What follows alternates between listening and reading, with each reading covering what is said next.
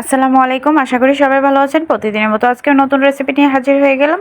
আজকে আমি আপনাদেরকে ২টা ডিম দিয়ে দারুণ একটা রেসিপি তৈরি করে দেখিয়ে দিচ্ছি। একদম সিম্পলভাবে আপনাদেরকে এই রেসিপিটা তৈরি করে দেখিয়ে দিচ্ছি, দারুণ স্বাদে। চলুন তাহলে দেখা যাক আমি কি উপকরণ নিয়ে নিয়েছি।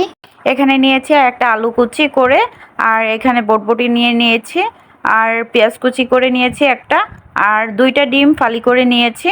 দেখতেই পাচ্ছেন একদম সিম্পল কিছু উপকরণ দিয়ে দারুণ একটা রেসিপি তৈরি করে নেব।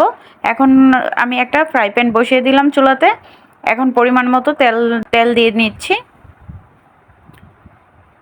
আমি এখানে পরিমাণ মতো তেল দিয়ে নিচ্ছি ফ্রাই প্যানটার মধ্যে। এখানে আমি তেলটা গরম হয়ে যাওয়ার পরে ডিমগুলো ভেজে নিচ্ছি। আমি হলুদ মরিচ মাখিয়ে তারপর ডিমটা ভেজে নিচ্ছি।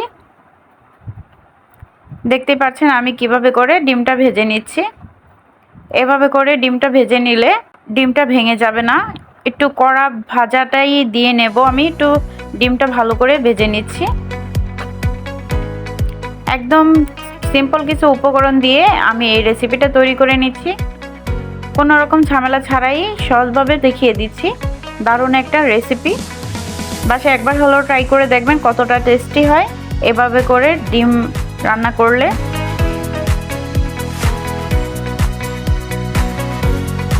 ডিমটা আমার ভাজা শেষ পর্যায়ে, এখন আমি নামিয়ে নিচ্ছি। আমি একই তেলে পেঁয়াজটাও ভেজে নিচ্ছি। এখানে কতগুলো পেঁয়াজ কুচি দিয়ে দিচ্ছি। পেঁয়াজটা হালকা বাদামি করে ভেজে নেব। এখন একটু নেড়ে চেড়ে দিচ্ছি।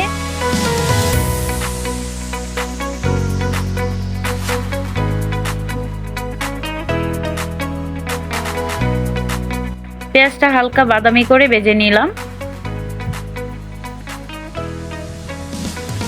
এখন দিয়ে দিচ্ছি অল্প পরিমাণে পানি, যেন পেঁয়াজটা পুড়ে না যায়।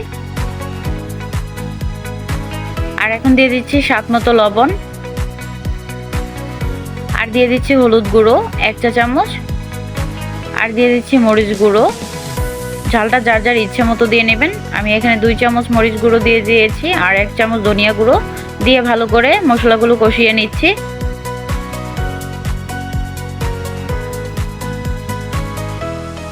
আমি সবগুলো মশলা ভালো করে কষিয়ে নিচ্ছি।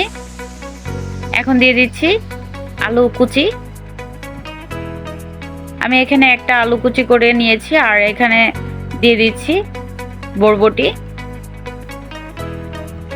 সবগুলো দিয়ে আমি ভালো করে কষিয়ে নিচ্ছি।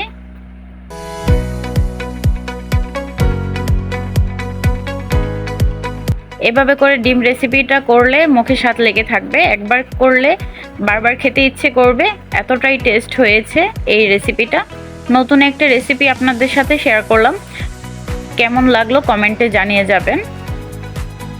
আর খেতেও দারুণ টেস্ট হয়েছে, দেখতেও অনেক লোভনীয় হয়েছে। বাসায় একবার হলেও ট্রাই করে দেখবেন। আমি আবারও নেড়ে চেড়ে ভালো করে কষিয়ে নিচ্ছি। এখন আমি পানি দিয়ে দিচ্ছি পরিমাণ মতো। আলুটা সিদ্ধ হওয়ার জন্য পানিটা দিয়ে নিয়েছি, আর এই পানিটা শুকানো আগ পর্যন্ত অপেক্ষা করব। একটু ঢাকনা দিয়ে ঢেকে দিলাম। এখন আবার ঢাকনাটা তুলে এখন ডিমগুলো দিয়ে দিচ্ছি, আবারও ঢাকনা দিয়ে ঢেকে দিলাম। রান্না শেষ পর্যায়ে দেখেন পানিটা শুকিয়ে নিলাম আমি। এখন দিয়ে দিচ্ছি জিরা গুঁড়ো, ভাজা জিরা গুঁড়ো দিয়ে দিচ্ছি। এভাবে করে একবার হলো বাসায় ট্রাই করে দেখবেন কতটা টেস্টি হয়, আর খেতেও অনেক টেস্ট হয়েছে। দেখেন কতটা লোভনীয় হয়েছে। একদম কম খরচের মধ্যে দারুণ একটা রেসিপি আপনাদের সাথে শেয়ার করলাম। ঝটপট এই রেসিপিটা তৈরি করে নিতে পারবেন কোনো রকম ঝামেলা ছাড়াই। এখন আমি পরিবেশন করে দেখিয়ে দিচ্ছি। দেখেন কতটা লোভনীয় হয়েছে। একদম কম খরচের মধ্যে দারুণ একটা রেসিপি আপনাদের সাথে শেয়ার করছি। ভিডিওটি কেমন লেগেছে কমেন্টে জানিয়ে যাবেন।